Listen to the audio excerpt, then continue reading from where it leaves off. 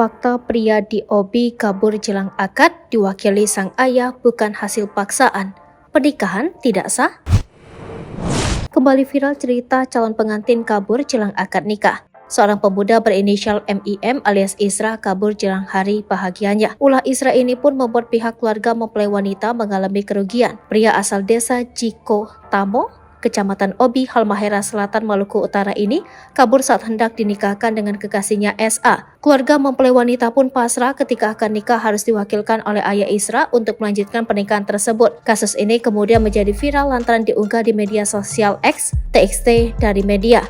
Berikut Tribun News merangkum dari berbagai sumber terkait fakta-fakta kasus calon pengantin pria kabur jelang ijab kabul dengan kekasihnya. Mengutip dari Tribun Ternate, mulanya kedua keluarga mempelai telah menyiapkan kebutuhan pesta pernikahan Isra dan SA. Namun Isra diketahui melarikan diri pada Selasa 29 Agustus 2023 lalu. Mengetahui kabar kaburnya Isra, Wisto Ahmad, kakak SA, pihak keluarga SA langsung mendatangi lokasi akad nikah.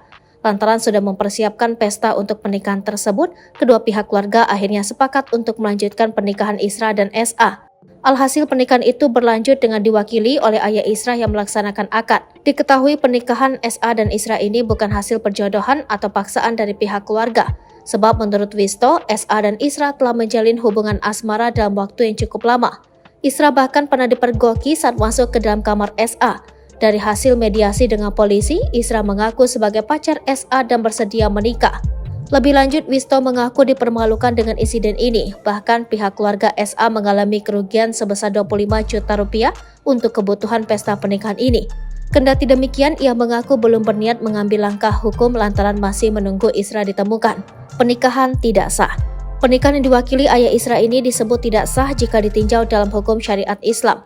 Hal tersebut diungkapkan oleh Ketua Bidang Hukum Asosiasi Penghulu RI Maluku Utara, Ong Kinyong saat dikonfirmasi.